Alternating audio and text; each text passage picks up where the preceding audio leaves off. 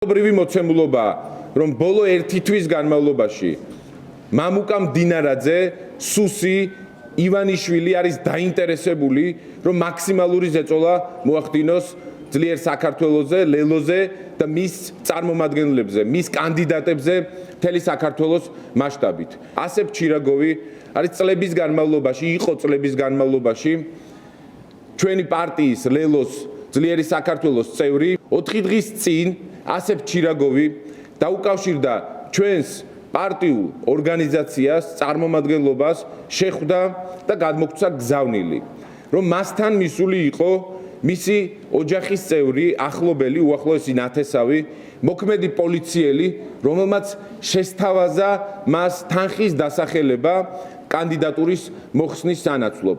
ასებ ჩირაგოვის პასუხი იყო უარყოფითი. 4 დღის შემდეგ ასებ ჩირაგოვმა მოხსნა კანდიდატურა.